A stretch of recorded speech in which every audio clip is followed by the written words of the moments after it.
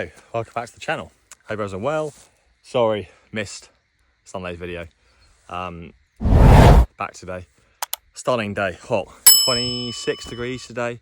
We've got some very hot weather coming. I think 28 tomorrow, and then I think it's gonna be nearly 29 Friday, Saturday, 28 Sunday. So warm weather coming. Crops are gonna race. This is incredible. This is the spring barley, which I think I showed you a week, 10 days ago maybe. This was drilled 22nd of May.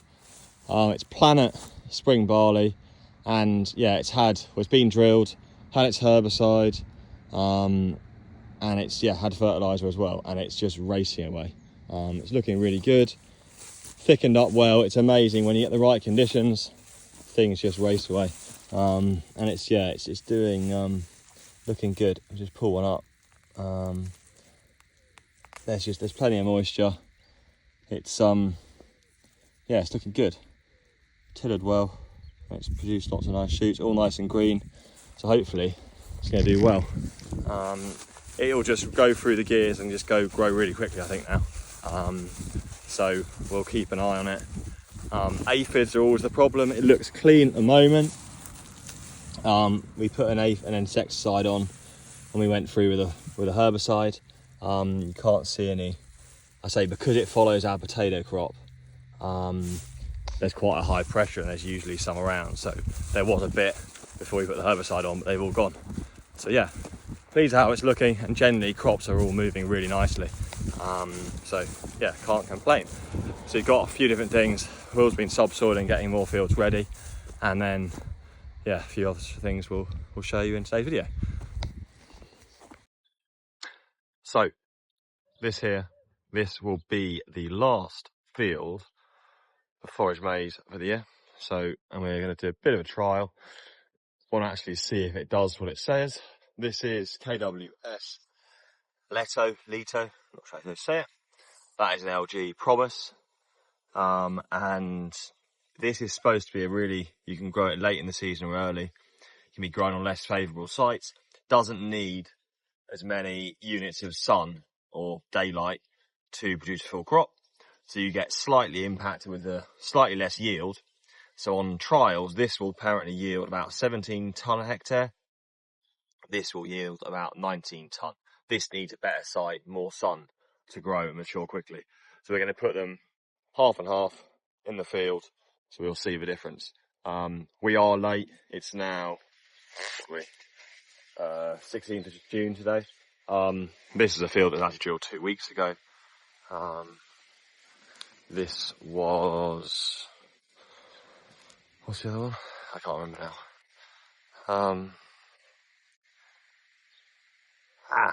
I can't remember for the life of me. It's not Promise. Promise is the new one we're trying. I'll put it in a text when I look up our records and see. But yeah, you can see it's all coming up lovely.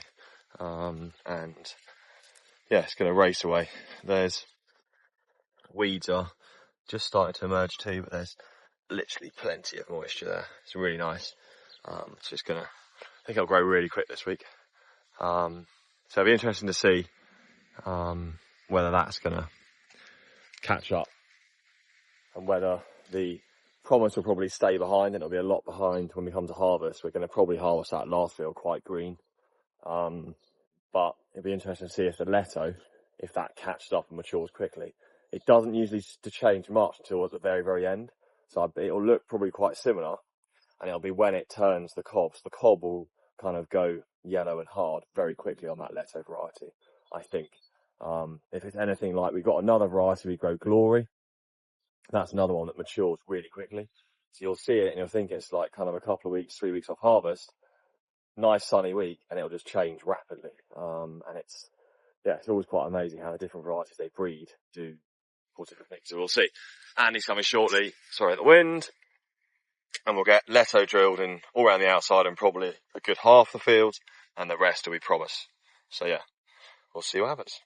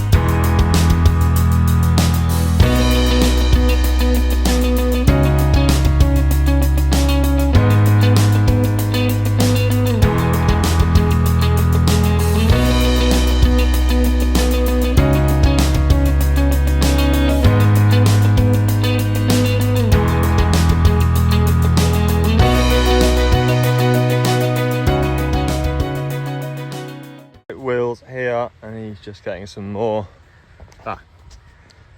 So Will's here, just getting some more fields subsoiled and worked down after they've been harvested. You'll see in the 145 the Spalding's flat lift. This has had slurry. Fernando's put slurry on this morning. This is all near touching out in our grazing block, so this will all be back for grazing lays. Perennial ryegrass and white clover, like the field you saw the other day. But yeah, it's lovely. It's plenty of moisture. These are very light fields. They're working up nicely. And yeah, so he's put a little bit of slurry on. We're nearly at the end now, actually, of our slurry, to be honest. But it's a good thing to be. But it's this time of year we use as much as we can as possible, really. It goes in all the maize, and then gradually, as we follow any fields that aren't growing potatoes next year, we'll be getting slurry on them before they get worked down and put back in. So with all the maize has now had it done, that's all in, and then he's just doing. So we've got a couple of fields on the farm, a few more across the road, and then yeah, we're going to try some. So we've got some of the fields we're harvesting now. That is where the winter wheat and the winter barley is going to go. So we don't do a huge area of that. We do about 26 verges of each, so about 5 hectares of each of them. We're going to put in, going to trial it really, do a bit of, it'll be interesting to see the different results. We're going to put some hot mustard in. Sometimes you can see there's plenty of moisture around at the moment. I know this is a different part of the island where we're going to be going, but there's loads of moisture around. So we're going to put some hot mustard in, bit of a cover crop between now, because we're only middle of June. Should emerge quickly and we'll be able to get the hot mustard up, mulch it in, and then drill the winter wheat and barley in kind of October. So hopefully we'll be a bit of a trap crop to help reduce the nematodes, because the fields these are going in, the winter wheat and barley, they are slightly higher. Some of them are category 3. I might actually talk to you a bit about that and explain a bit about nematodes and PCN. We do get quite a lot of comments on it, saying how we get away with it. Early on, the fields don't seem to be a problem, but sometimes later on, especially on the seed crops, we rotate a bit more, and that's the beauty of, with the cows and the dairy, we can do that. So any fields that get grown for seed, and they're in the ground for longer, they all get rotated and nothing will have potatoes in next year. But we'll talk about that a bit after. Here's Will as he comes back round.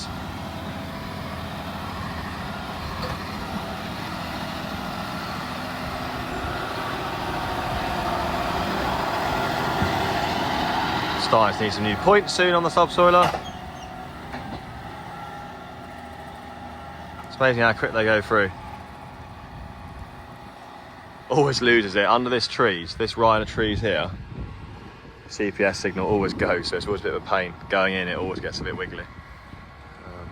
I know you could be driving by eye, but we've got the GPS, so we use it, and it makes life so much easier and more efficient. But it just does muck it up sometimes. You get a little wiggle when you first go in. But yeah, no, so good to get this in. This is all going to be worked down tomorrow. Well, today. What we do, Tuesday today, filming it on Wednesday. It'll all be worked down, level it off, power harrow it or rotovate it and roll it. And then we'll broadcast the grass on, and it should emerge really quickly. We had we had a lot of rain over the weekend, and I didn't want to work it down before life was a bit wet, because it slopes off a lot, this field. All slopes down to the bottom. We don't want any ground washing down there, so we've waited, and hopefully grass going in near enough perfect conditions, and then should emerge nice and quick. And then we'd like a little bit of rain in about 2 weeks time. It'll be perfect. Yeah, good to get on in nice weather. This is where our sunflower patch is going to be. So it's, yeah, greening up nicely. These are the dig your own potatoes. All looking good. Marking the row. Had their herbicide. All the weeds are no weeds. We've also this year done a couple of rows of tomatoes, which may be ready. I think we should have done a few more, but anyway, we've done 2 rows. It's going to show people what tomatoes look like if we walk over here and see. There you go. 2 rows of tomatoes. They're all looking good.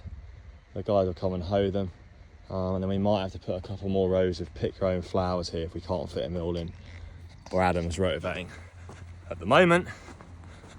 Because we've staggered, I told you last time, we've staggered where we're going to be planting the pick your own sunflowers to try and make it, because we'll start basically as soon as the sunflowers are ready. So completely depends, we never know.